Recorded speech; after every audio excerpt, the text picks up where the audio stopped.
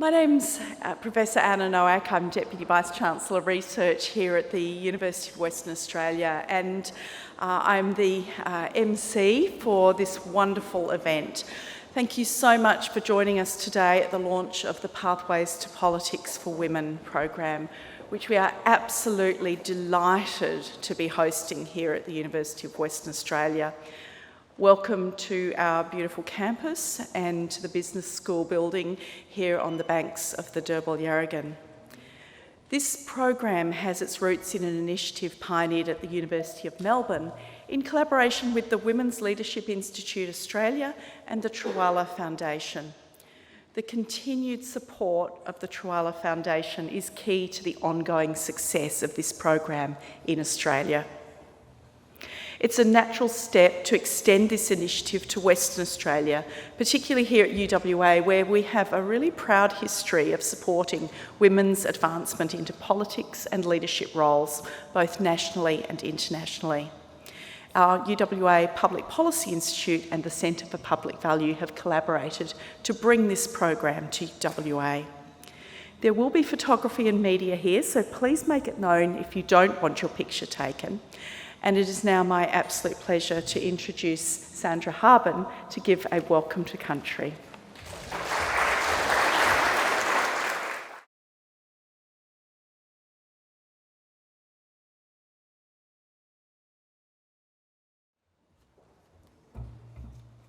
Hi everyone. Thank you. My name's Sandra Harben, and yes, I'm a Whadjuk Nyoongar, so I come from a long line of women who come from the Whadjuk Budja.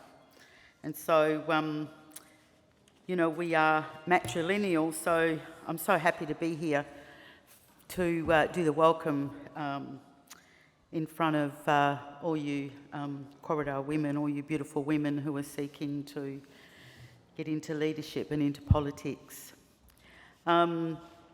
I'm also connected to the Balladong Nyoongar country, and all my Noongar relations who are significant to me and who have imparted a lot of cultural knowledge and language to me come from the Benall families, the Collard families, and particularly the Maguires. And so it's through the Maguire line that that I come. So from, I think we've got about 6 generations so far now. Which I think is fantastic. So I am a great-grandmother and I have a great-granddaughter, so yeah, I think it's about 6 or 7 generations, which is fantastic because all the women, you know, that I've been told were part of our family really come from the oral tradition, so all those names and all those women have been passed down. So, Kaya and Wanju to Whadjuk Nyoongar Budja, Ngan Kurdis Jurpan to Bewangani would no Kurd Ye, and Murich Corridor Yorgas Yakin and Yinin. So I said hello and welcome. My heart is really happy to be here, and particularly acknowledging all the beautiful women that are standing here today and sitting. And I want to acknowledge my Noongar elders, past, present and emerging. And, you know, it was the women in my family that were really, really the strong cultural leaders and really paved the way. And they're the ones that shared the knowledge and shared the wisdom with me. And so I want to acknowledge those Noongar women who had a huge impact and effect on my life. And I also want to acknowledge the Bridia Yorgas, the boss women. Where are you all? I know it's Dr. Carmen Lawrence, and she's always lovely to see Dr. Lawrence. Senator, the Honourable Linda Williams. Yes, I have met you before. Kate Chaney, Member of Parliament. Oh, there you are. Yes, Kate. Carol Schwartz. Right. Whadjuk, Order of Australia. And Dr. Katrina Stratton, who's representing our wonderful, lovely Premier. Thank you. So acknowledge you. And it would be very remiss of me not to acknowledge all of the Aboriginal elders from throughout the First Nations people of our country. And so I would like to make also a special acknowledgement to Carol Martin, and I did see her earlier. There she is. So very, very warm welcome to you here onto Noongar country, Noongar Whadjuk country. I'm going to, ask for the beautiful spirits to come here and to be with us here today. And I always like to ask everyone if they'd like to join in speaking in the first language of this land, because it's important, because we are trying to, keep our language alive. And so the more I hear it and the more I speak it, then the more I'm going to carry it with me. So I'm just going to say that, kura ngan mutang kulkuling on the buja and then yining, the yogas yining and wanganing ne karijin. And I said so a long time ago, all the women leaders in my family groups sat, listened and shared knowledge with each other and listened to one another. And we know that listening is very, very important. So I'm going to ask you all now to join in with me, because I want to ask for the beautiful spirits to come here to be with us and to give us good energy. So after me. Yarkul. Kwabadawirn.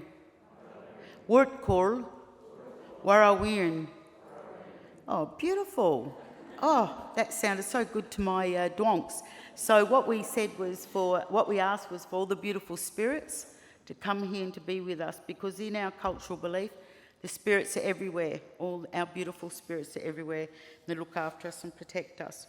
And I'm going to finally just wabran in the Kwabadal Wiran to Yarkul to Nunukut, so that Nunuk will be Warang, Yiye, Mila, Budawan. And so what I ask for is for also the beautiful spirits to bring good health to you all, not only today, tomorrow, but in the future, and that you will all be healthy in Kart, Court and Wiran, so you have healthy minds, bodies and spirits. So Budawan, thank you.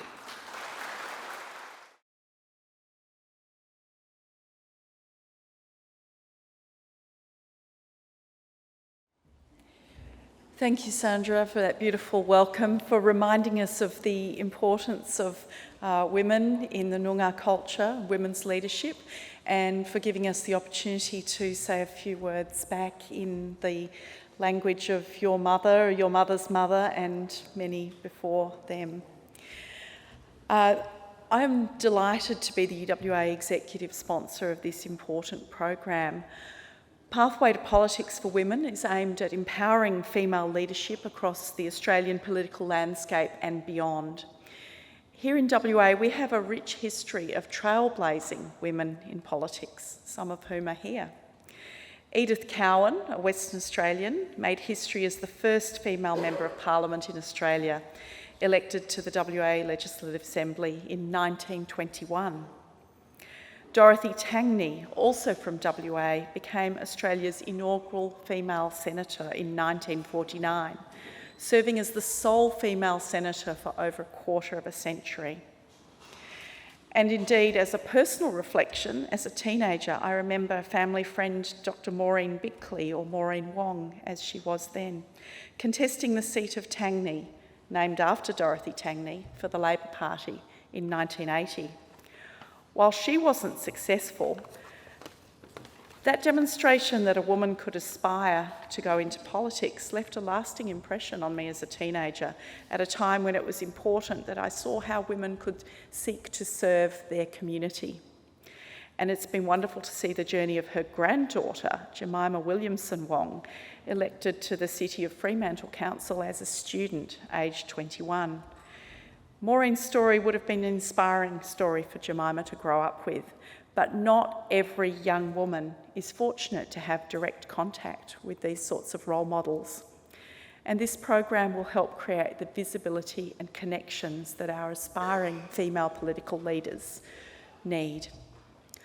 With role models in mind, we are privileged to have here with us today the Honourable Carmen Lawrence AO, a UWA alumnus and adjunct, who further strengthened Western Australia's legacy of female political pioneers.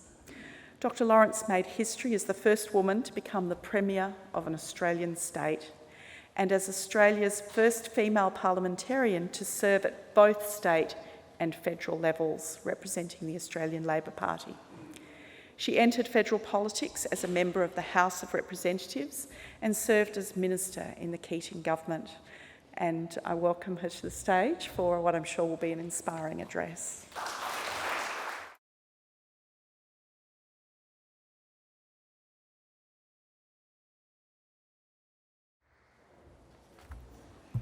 Thank you very much. I can see you, but you can't see me. I want to begin by paying my respects to the traditional owners, and thank you very much indeed for that wonderful welcome, as always inspiring. I was asked today to speak about the importance of having women inform policy and create change. I know you're here because you understand that despite significant changes in Australian society in recent decades, thank God, women are still underrepresented in politics and senior ranks of our public and private institutions. And we also know that this has consequences for the quality of our public policy and political debate. It's why a program like this is so important, because it enables women to develop the skills and knowledge to take their places in our parliaments and to participate fully in crafting the policies that shape our nation. We can ill afford to lose the skills and ideas of women, and as a matter of simple justice, we should expect to see women equally represented in our parliaments and cabinets. From their inception, democracies everywhere, including in Australia, excluded women. Debates on how our democracies should be structured often proceeded as if women didn't exist as separate beings. Women were routinely excluded from voting and denied the right to stand for political office.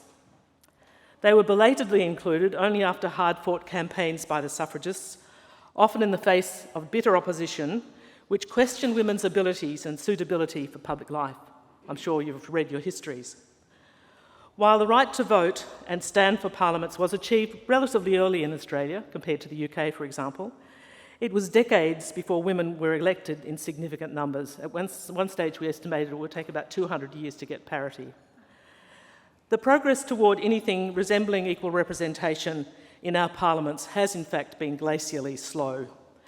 The political parties were particularly resistant to more women being selected to serve as their representatives. Fortunately, that has changed and is changing. But if women were considered in the past as candidates at all, it was most often in unwinnable seats. And as a result of this exclusion, and I want to emphasise this, the forms and procedures of our democracy, like others around the world, evolved without significant contributions from women. Our constitution, our parliaments, our political parties and our policies were largely designed by men to suit their preoccupations and convenience. There's a lot needs changing. Even something as apparently simple as parliamentary sitting times reflect this history. One of the first things I did as Premier in Western Australia was to cut the late night and sometimes drunken marathon sittings, starting and finishing earlier so members could spend more time with their families. Although it was generally well received, the initiative was promptly dumped by my male successor, and some of them said they didn't like spending time home with their families anyway. In this and many other ways, our democratic institutions have never really been remodelled to accommodate the female half of the population. And many women, once elected, and I want to again underline this too, feel compelled to shoehorn themselves into existing arrangements, fearing that challenging the status quo will mean that they're not taken seriously or that they'll be denied opportunities for promotion. The compliance demanded by political parties can be stifling.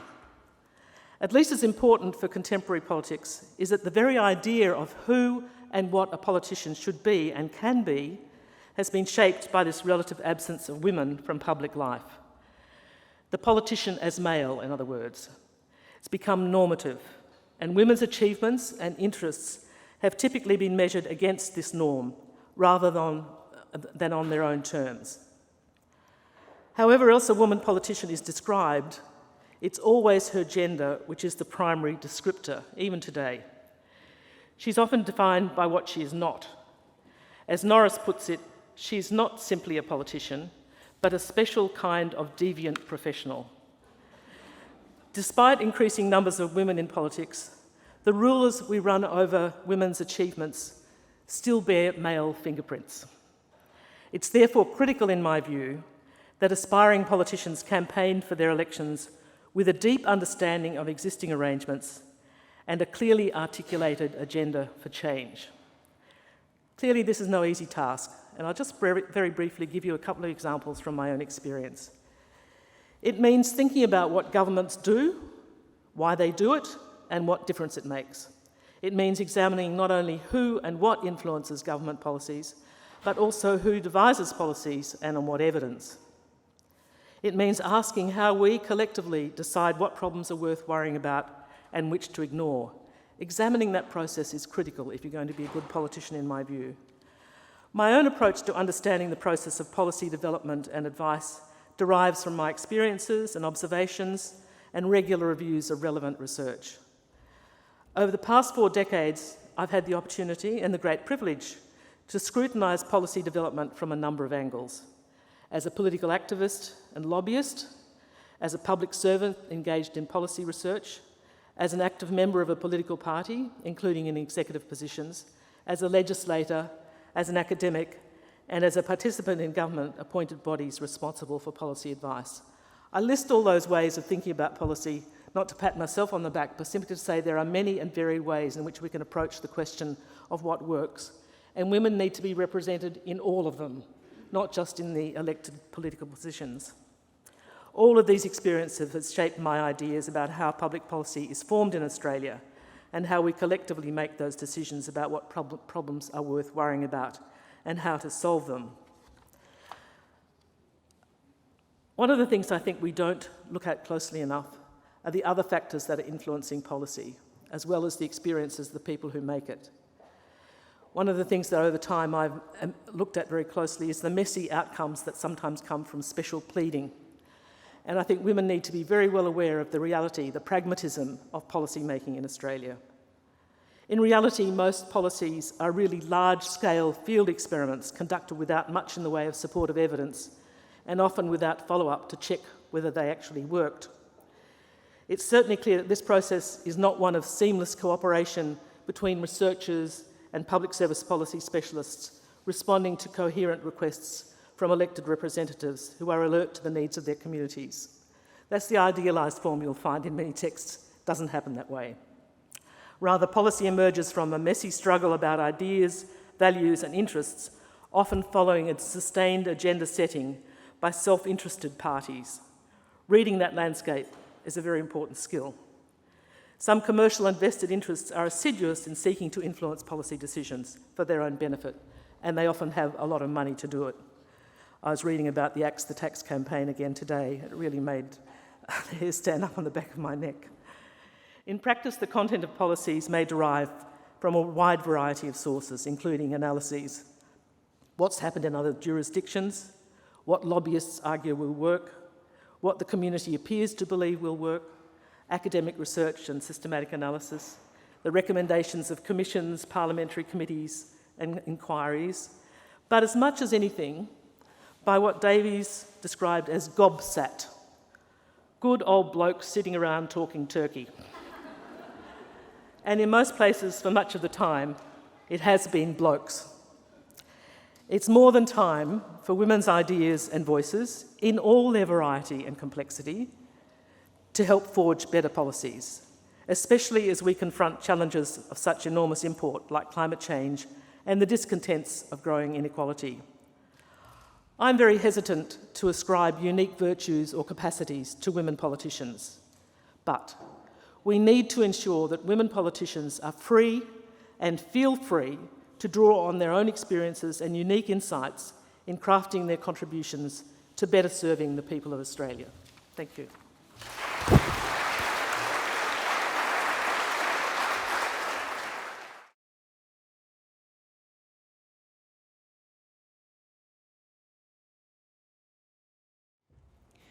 Thank you so much for that incredibly thought-provoking, inspiring address, also overlaid with the clear academic experience.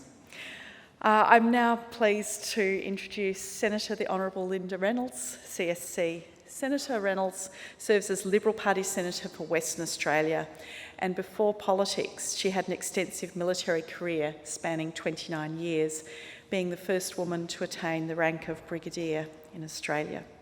She was awarded the Conspicuous Service Cross, and I look forward to another inspiring address.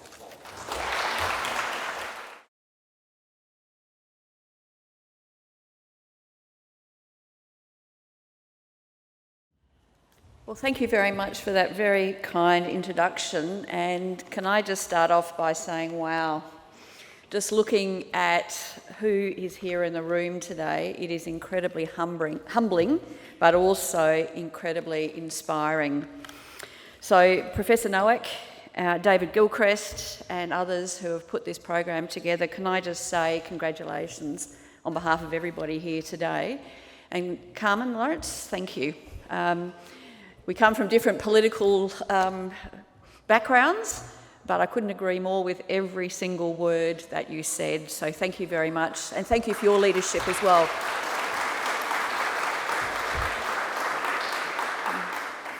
And I too start by acknowledging the traditional custodians of the land on which they're having this incredibly important discussion here today. And Sandra, if you're still here, thank you for that very, very warm welcome.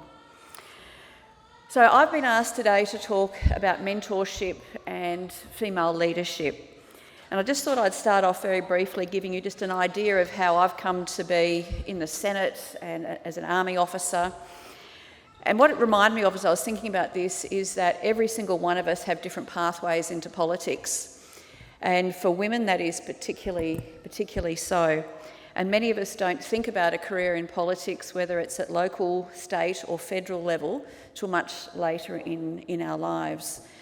And I started off joining the Army. Service spoke to me as a young woman, and I started by joining the Army Reserves here in Perth.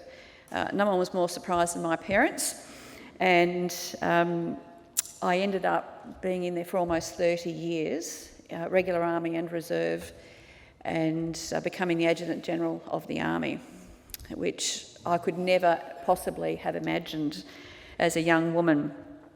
But what I also found in my early 20s, I'd actually found my second great love in life after the military, and that was the Liberal Party.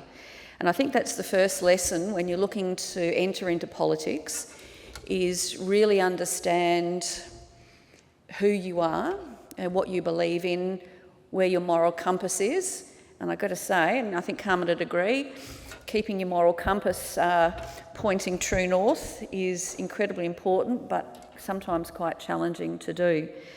So it's finding the things that you're passionate about, but also finding your political philosophical heartland.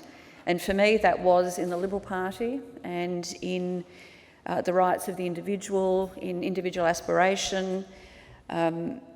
So that spoke to me very early. So over the course of my life, I've been incredibly lucky that my military career and my political career, and occasionally in industry, have all just really beautifully allowed me to move in and out of both careers and develop in both.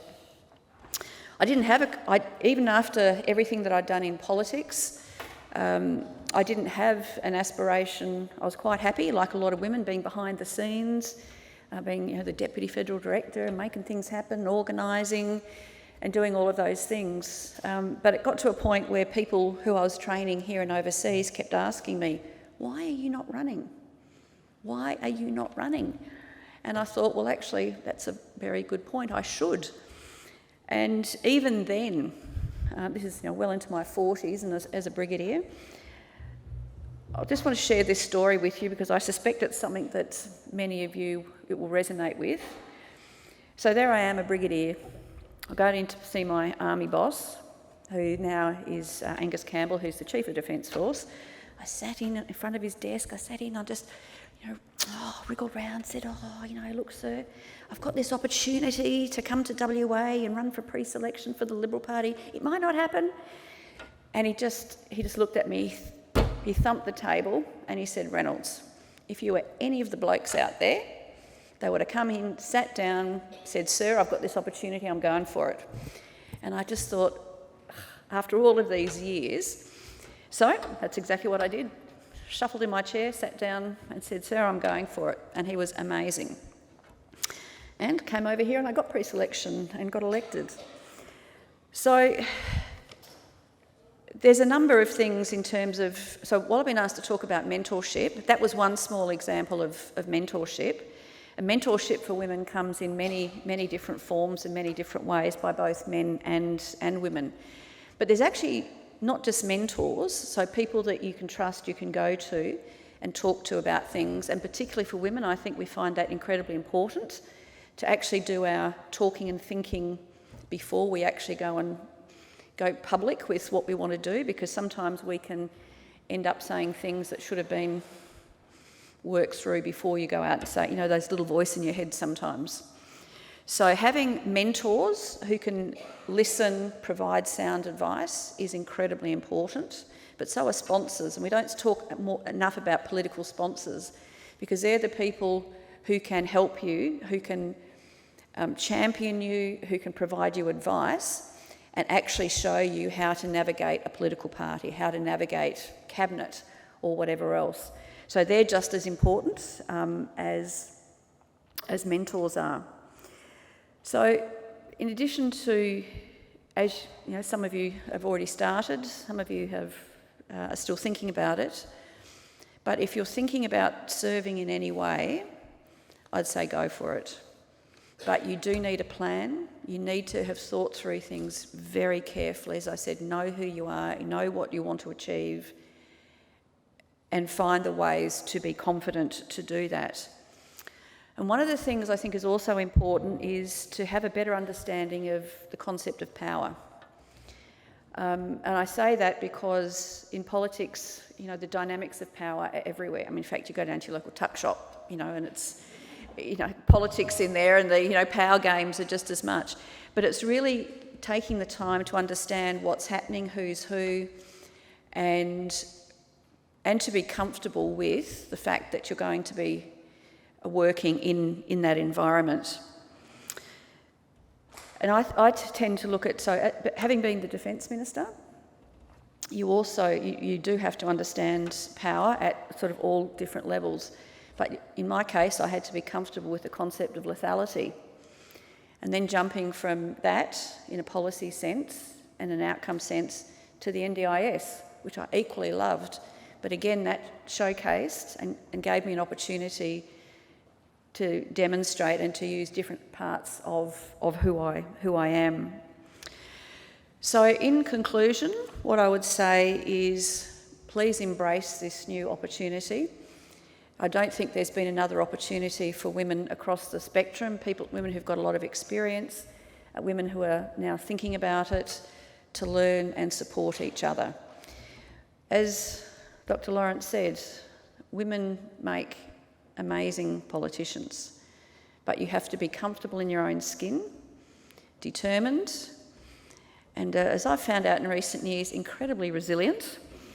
But ultimately, just because as women we generally think differently, we solve problems differently, we speak differently, different doesn't mean lesser.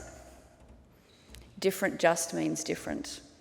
And I think today, that's the beauty, and I know we've got Kate Chaney here, who's an independent, but I think what the Teals, party or independents, whatever we call them, have demonstrated that smart, confident and capable women can resonate and can make a difference.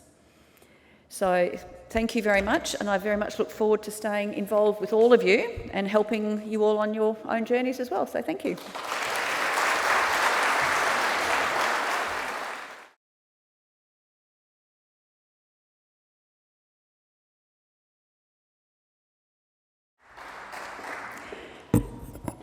Thank you so much, Senator Reynolds, for sharing some of those very personal observations and of your own journey, including some moments of vulnerability and micro-mentorship.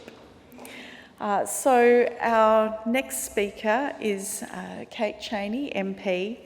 She's an independent member for Curtin, or a Teal, as we've been reminded, in the House of Representatives, and a UWA alumna. Also an incredibly active member in the electorate that our beautiful university is situated. Thank you.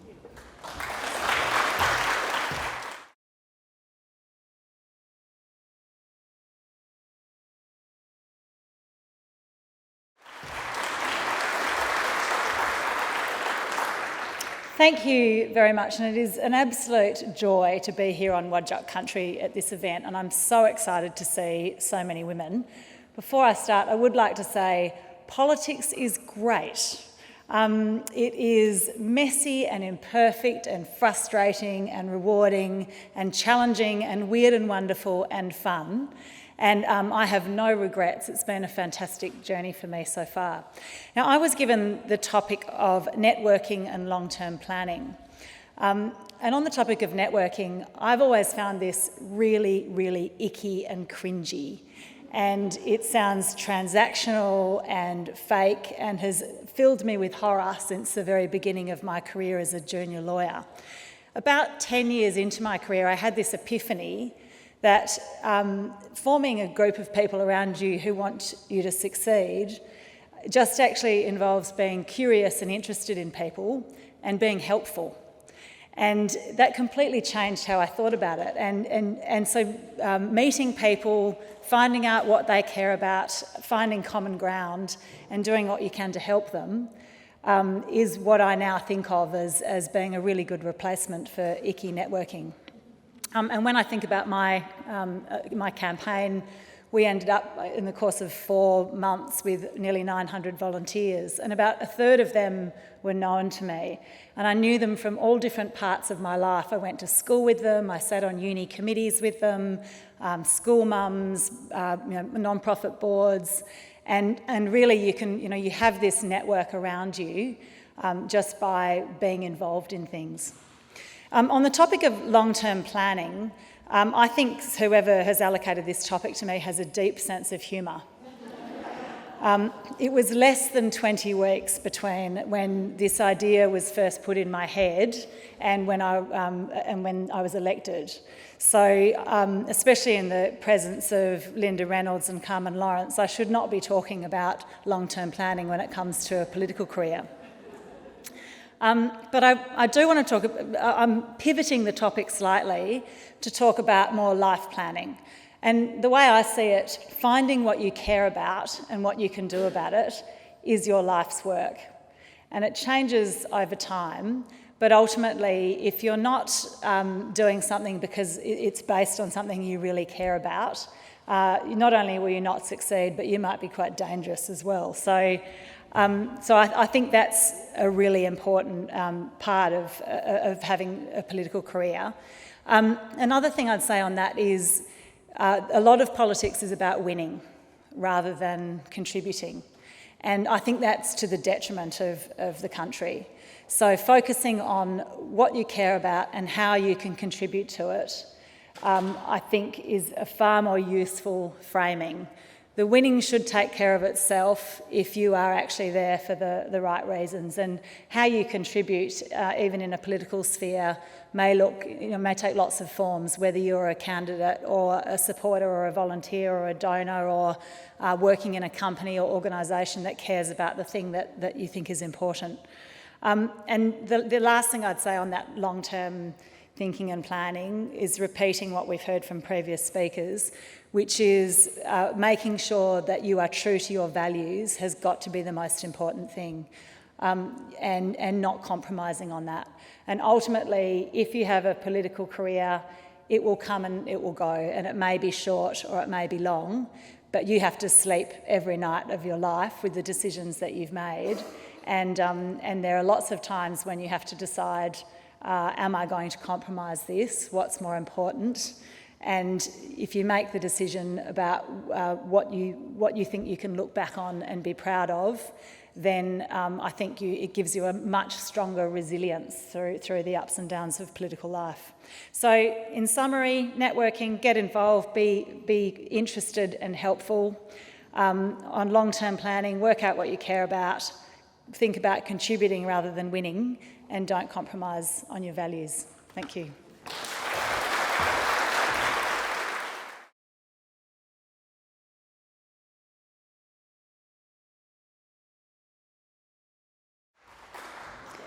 Thank you so much. We're definitely hearing a theme of the importance of being true to your values as a woman in politics. It's now my great pleasure to invite our final speaker, Carol Schwartz AO, to the podium. Carol is the founder and chair of the Chihuahua Foundation, and of course without her vision and her ability to rally the support of those around her to make that vision come to fruition, we wouldn't be here today. So welcome, Carol.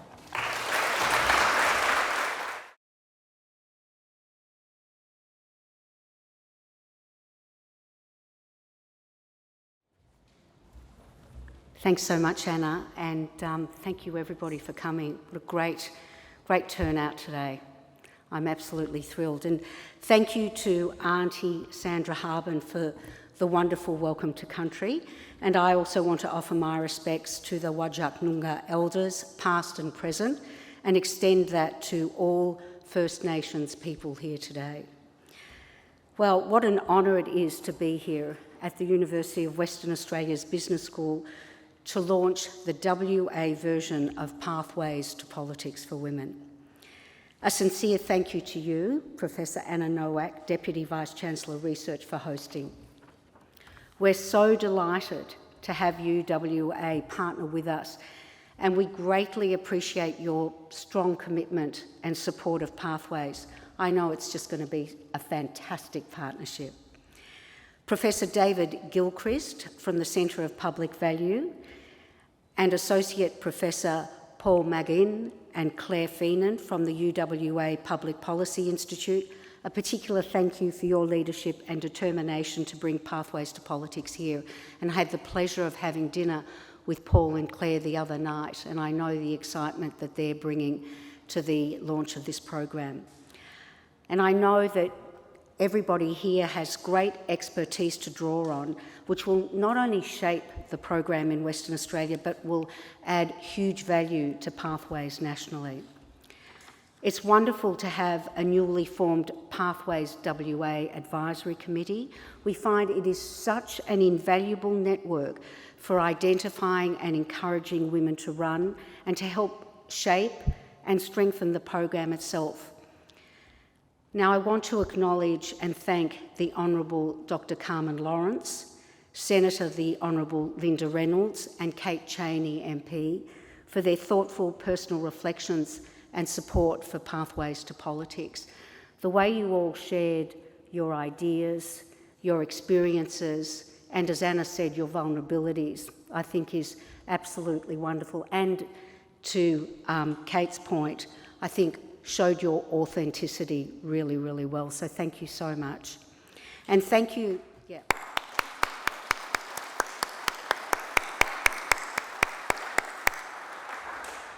And thank you to special guests here today, including the US Consul General, Ms. Suriana Nair, and to all former and current parliamentarians and councillors.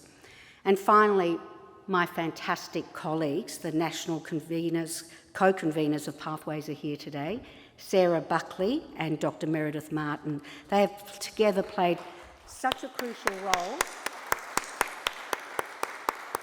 in Pathways growth and impact, and in fact we would not have a national program and such an effective national program without them. Now, Pathways to Politics for Women stemmed from my fundamental belief in the value of more female leaders.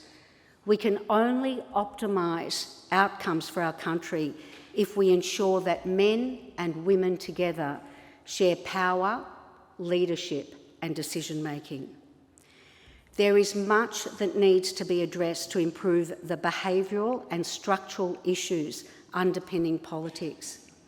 Most people would agree we need to increase the calibre of our political debate. I think our speakers today all acknowledge that. And we need effective, respectable and trustworthy leaders. I have long felt that we must grow the critical mass of women in politics to truly disrupt the way politics is done. With equal representation, I really believe that politics would look and feel different. As Dr. Lawrence pointed out, women experience the world differently to men, and that unique perspective necessarily shapes the contribution a person makes to Parliament, regardless of political persuasion. Women communicate and engage differently, and we network and build trust differently.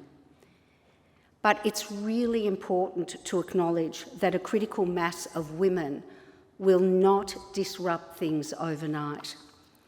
The reality is that we're dealing with political systems and infrastructure that have been built up and reinforced over centuries.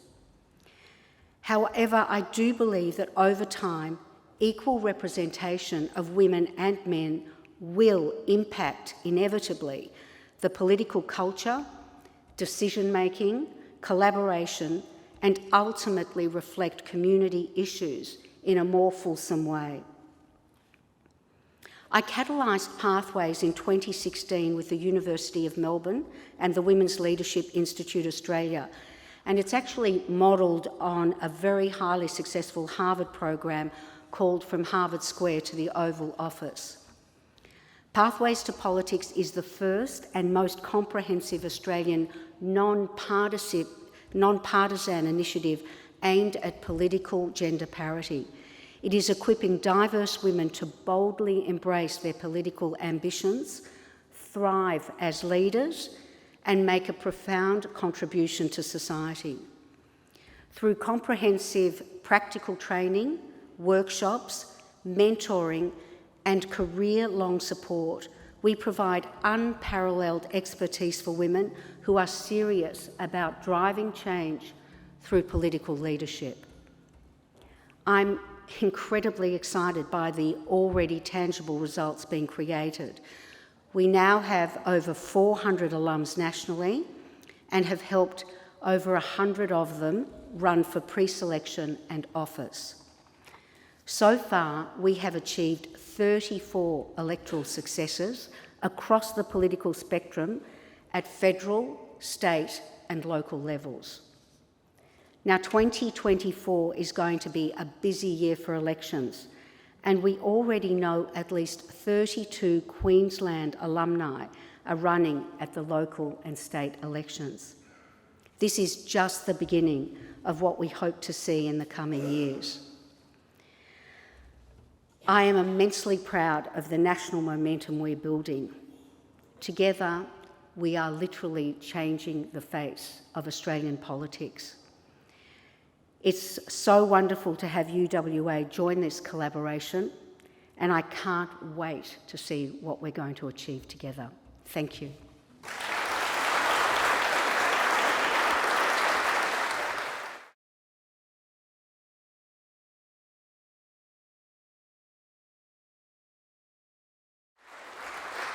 Thank you so much, Carol, for taking the trip over to Western Australia and helping us understand your motivations and the amazing successes that the program has already had elsewhere.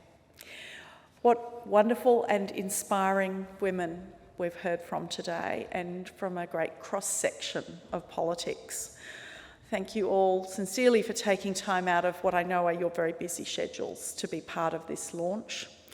And of course, thank you also to the rest of you who have taken time out to come here, including we have Colin Barnett and Katrina Stratton and other current and former politicians here today for this launch.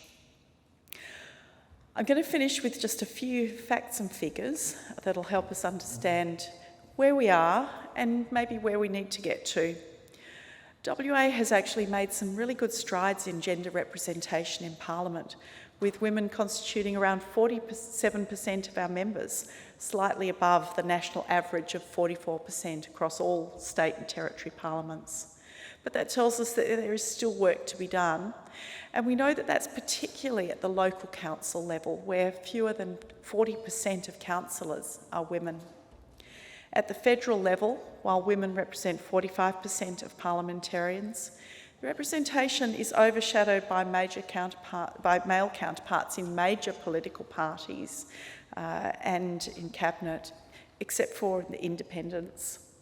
These figures underscore the importance of initiatives like Pathways to Politics for Women, which will give another generation of women some support, resources and the encouragement that they need to enter politics and navigate the complexities of these leadership roles effectively. So now that we all have Kate Chaney's tips on networking, I will end by thanking again our wonderful speakers, the Trawala Foundation for the support to start this program in WA. From a UWA perspective, it certainly resonates really strongly with our mission to serve the WA community and with our aspirations to be leaders in gender equity. Pathway to Politics for Women is not just about levelling the playing field, it's about recognising and harnessing, as we've heard from our speakers, the diverse talents and perspectives that women bring to the table. By empowering women to enter politics, we strengthen our democracy and pave the way for a more inclusive and equitable society. So thank you for being here. Please stay for networking and some light refreshments.